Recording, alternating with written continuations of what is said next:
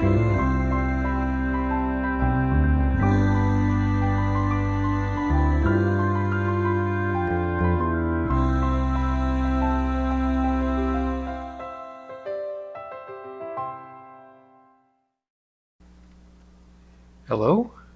I'm Earl Weinberg, and this is Book Circle Presents The Lion Knights.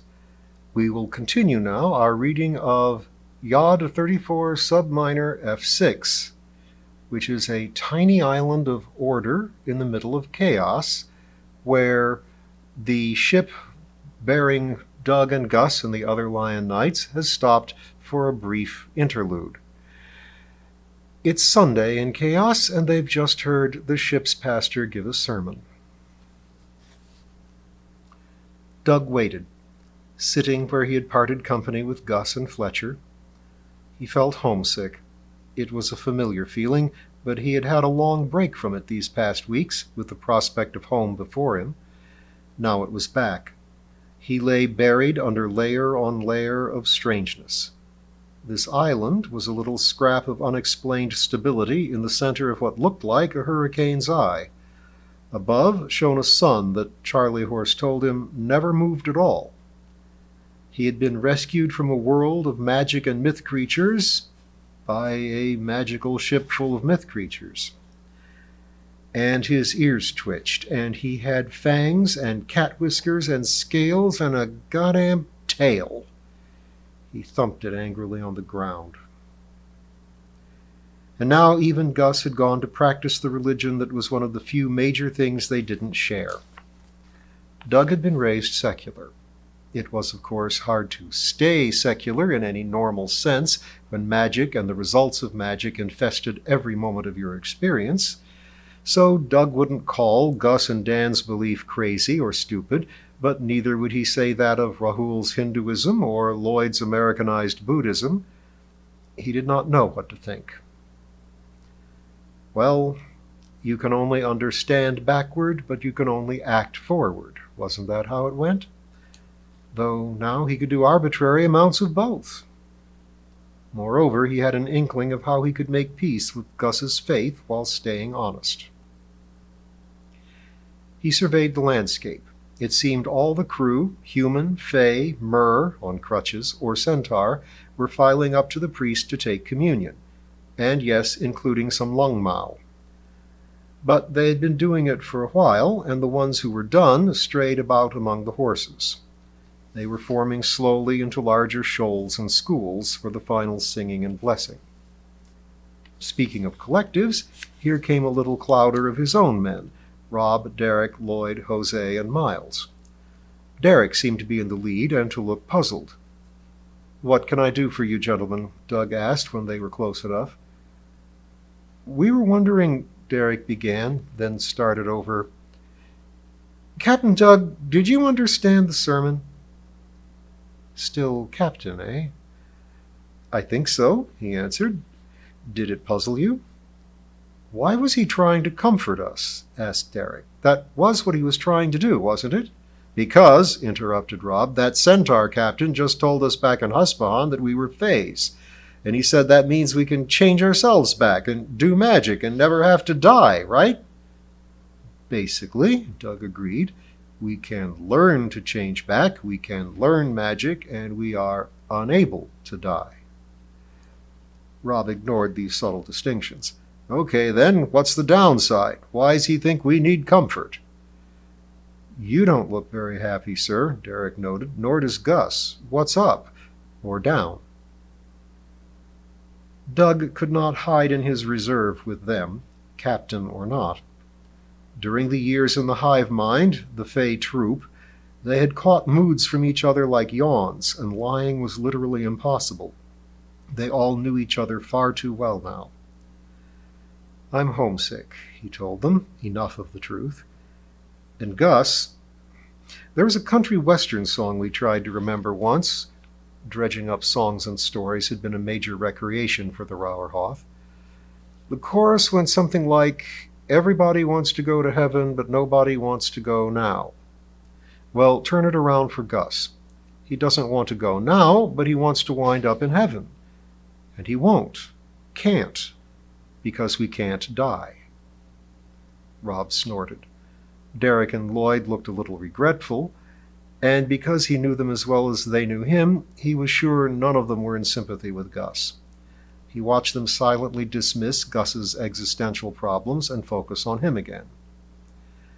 Derek drew himself to attention and said, "Captain, in the light of recent developments, we were wondering if you had any plans, and what they were, sir." So he was still definitely captain. He had wondered when that would end. Any time from later today up to never, it seemed. It all went back to Chicago. When he and Gus were job hunting among military contractors, they met and teamed up with two other young men, Neil and Aaron. They had joined forces, and Gus had nicknamed the foursome the Windy City Squad. But it was soon apparent that he and Doug were the squad leaders. Aaron and Neil had been clueless about navigating the job hunting channels and woefully unprepared for international travel. They huddled all the closer when the foursome arrived in Baghdad. When the Daguerreotypes, the war lady, changed and abducted them all, she had dumped them in the wilderness outside her citadel and taken no interest in the internal organization of her lion host, her Rauerhof. She just wanted her orders obeyed. The squad, now embedded in the hive mind of the troop, had expanded automatically, simply because each terrified, bewildered young man felt that Gus and Doug were a team and willing to take care of others. Doug and Gus were captains by acclamation, and stayed captains when the war lady fell and the troop disintegrated. And it was all about having plans for what to do next. "My plans?" echoed Doug. "My immediate plan is to stick with the Grand Normans. They have plans. This place and Varsus are in a mess of little worldlets they call the Hathor Reach. We go from here through the Hathor passages to a world they call Netzach. It's an entire Earth, a parallel world, and they have a base called Netzach Isis, where they'll report and restock. Then we'll go to another network of worldlets called Yetzirah, stop at a station called Yetzirah Thoth, and finally to an island in the chaos called Brickell. Grand Normandy owns it. From there, Fletcher says, we can march home, that is, to Earth. Middle-earth, our Earth.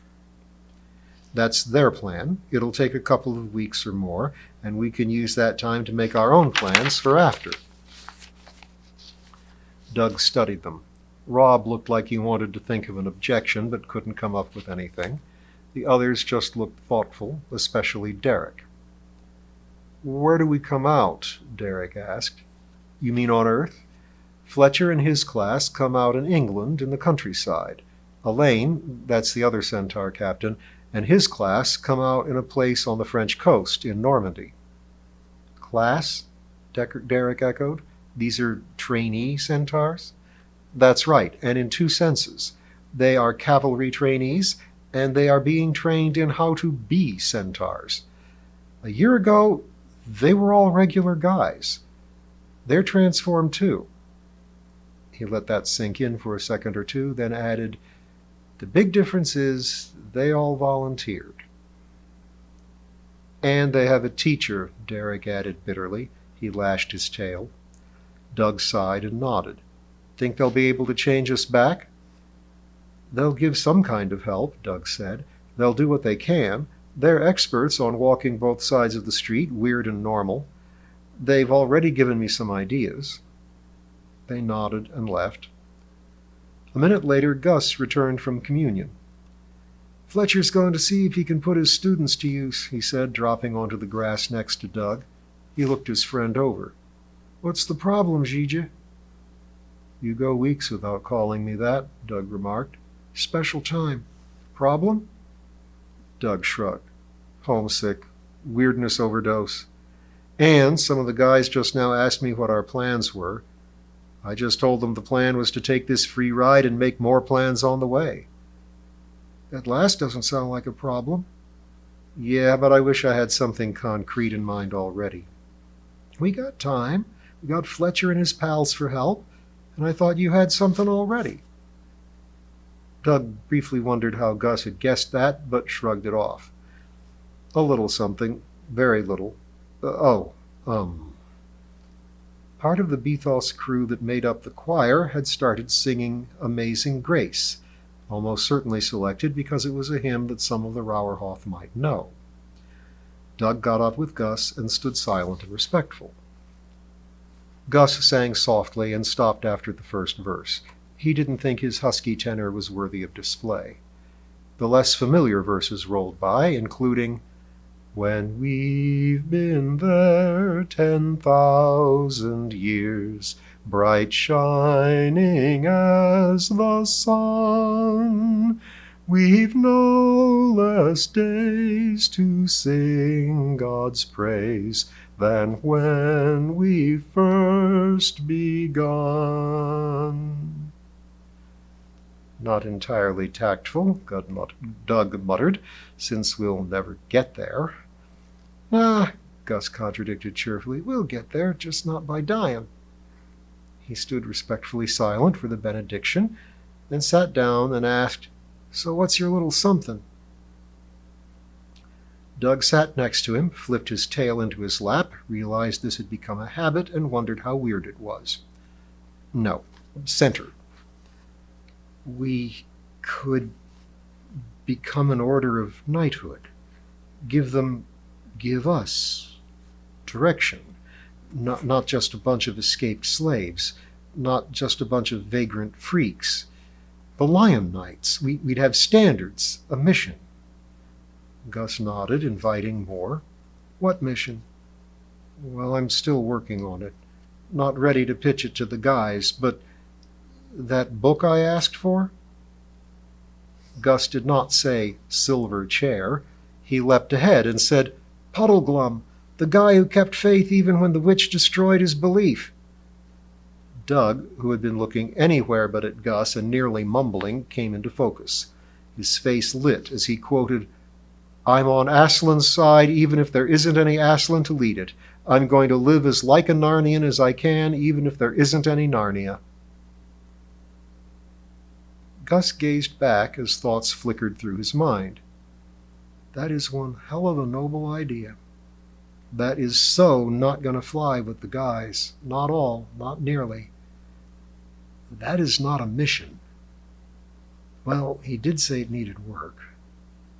Of course, I like the idea, but wait a minute. That, Gus said slowly, is the most splendid present anyone ever gave me, and the most expensive.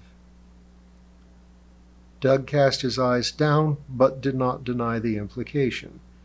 Then he looked up, puzzled. "Expensive?" "You," Gus answered, "are willing to take as your lord and master a being you flat out say you aren't sure exists, so we can be Lion Knights together. Expensive." Doug stared out at the everlasting hurricane for a bit, then, "So," he said, "think we can sell it to the guys?" Gus sighed. "Needs content." "What does a Lion Knight do?" Dan asked. They stood on the low rise where Father Robert had held his outdoor service. Around them were scattered the other Longmao and several centaurs. 3 campfires had been set up, and a few young men of 3 species were preparing large pots of soup, stew, and coffee. Others made sandwiches. This, the captains deemed, was the most useful thing a collection of untrained passengers could do for the crew, while the latter inspected the Bethos to make sure she was still seaworthy and edgeworthy. The cooking, though, only took a few people, so the rest hung about and talked. "Do?" Doug echoed. He glanced at Gus for encouragement. Dan, as they both knew, needed things put simply. "We'd be knights. We'd be chivalrous and protect the weak from bullies."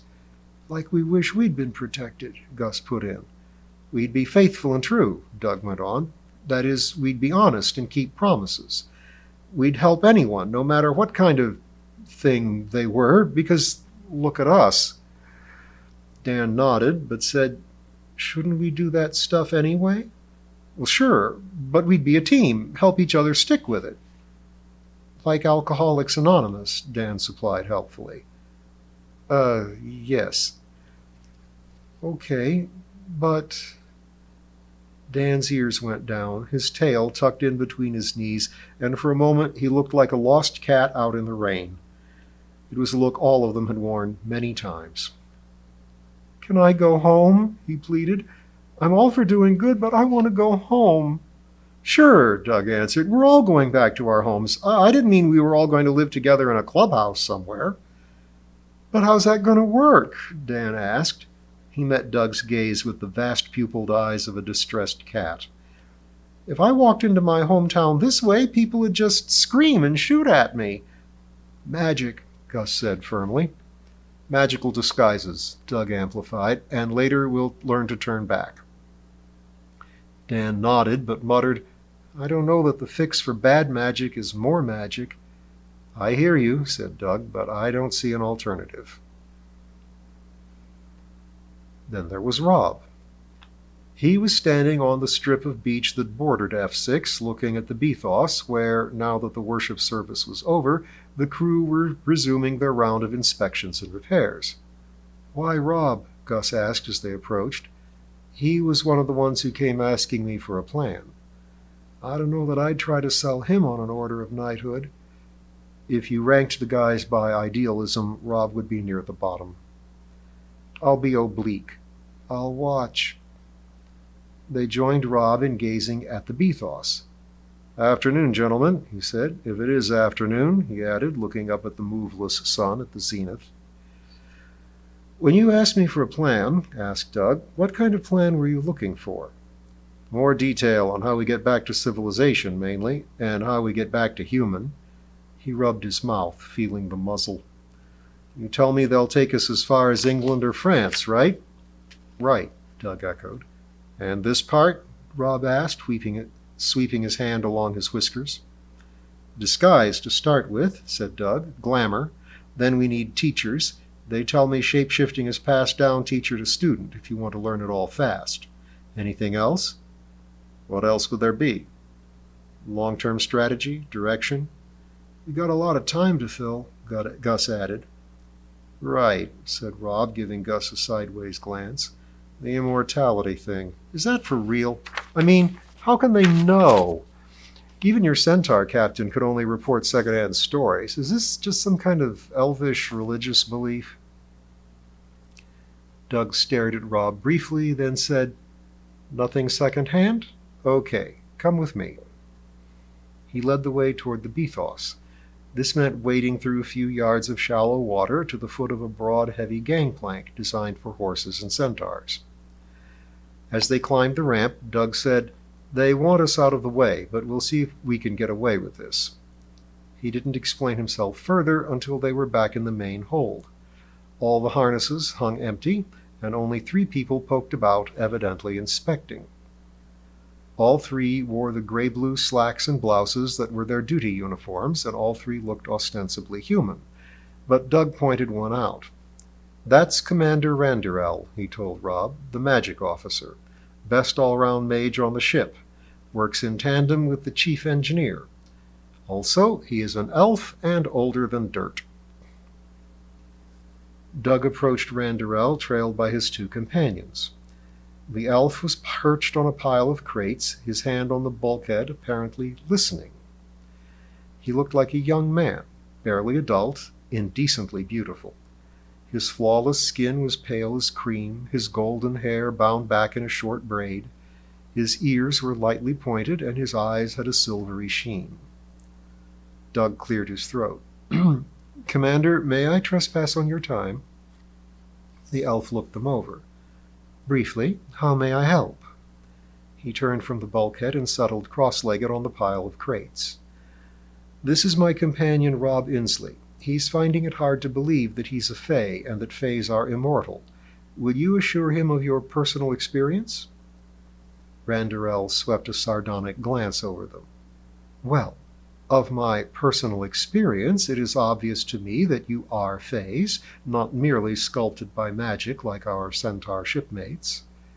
Rob pricked his ears forward. Obvious how? The elf shrugged. The set of your personal magic.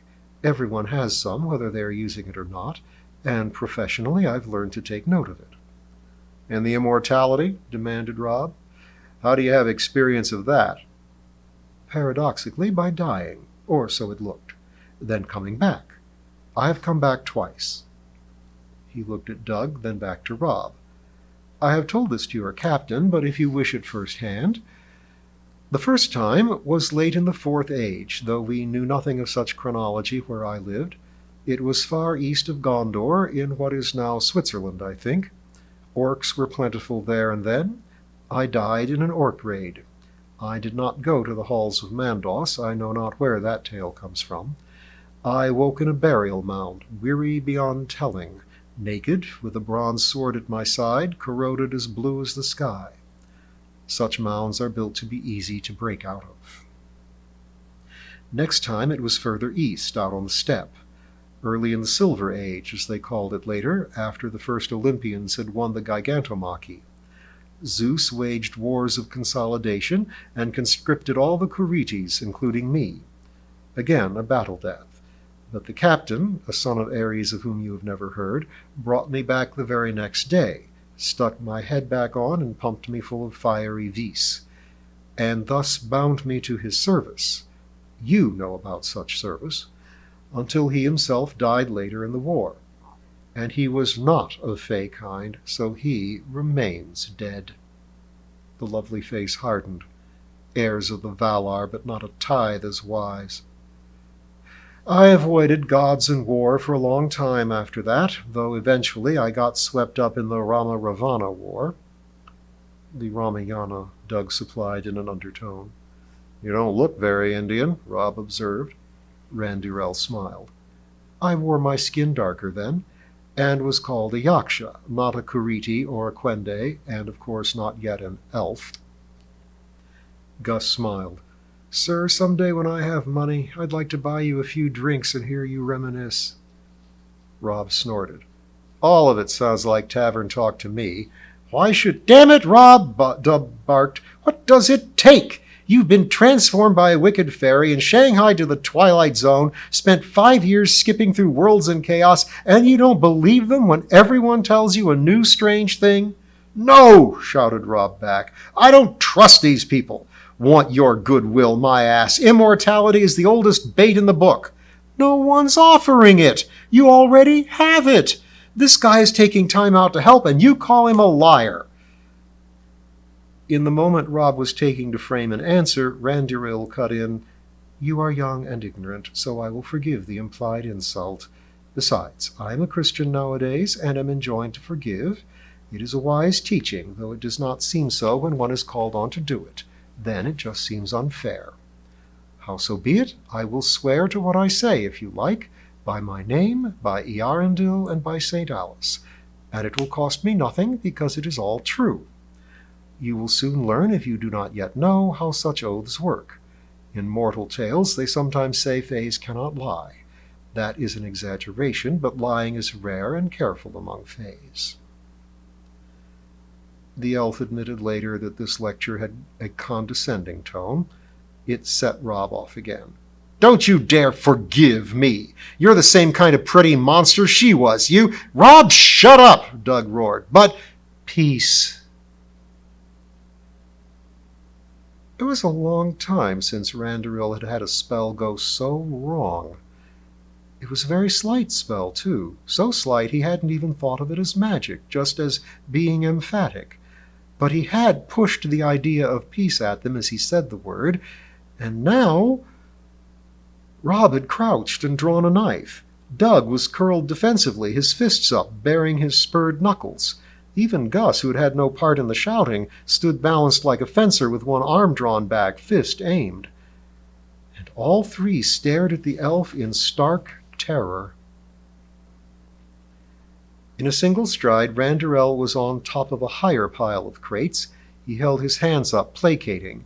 Making his voice as flat and human and unmagical as possible, he said, "Forgive me, I was a fool." When at length the 3 lion men relaxed from terrified to wary, he added, "I will not touch your minds again, not without your leave. This I do swear by my name, and by the star of Earendil, and by St. Alice, and I hope you will see that forgiveness is wise." 12 long seconds passed, in which the three Lungmao slowly uncoiled and noted the other two crew members in the hold. One had found a coil of rope, and the other had picked up a piece of piping. Both were watching with great attention. Doug hung his head and closed his eyes. "I was a fool," he heard Randerel repeat in his private dark. "We had just been speaking of the thraldom you suffered. I had not thought I was touching wounds still raw. I apologize." Doug inhaled deeply, then nodded as he sighed. He opened his eyes in time to see Rob give a single curt nod. "Sure," Gus murmured sadly. "We didn't know. No one's touched us since we got free of her.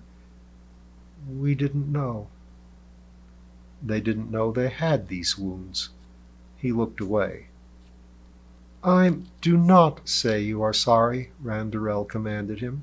Still perched high on the stacked crates, he called to his two crewmates, who were now watching in puzzlement, though they had not put down their ad hoc weapons. "I frightened them. My bad judgment. They let it pass. Please do you as well."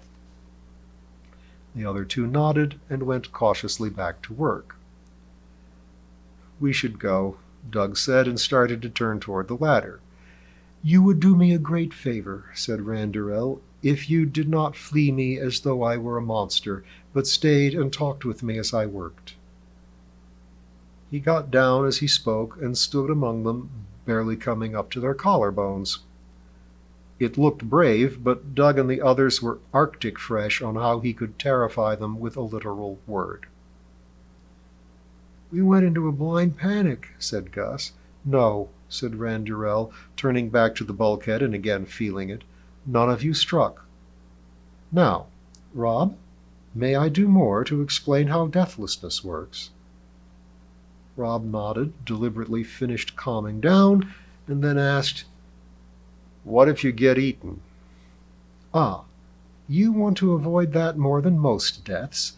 Coming back from dung is long and hard. Of course, I go by mere report."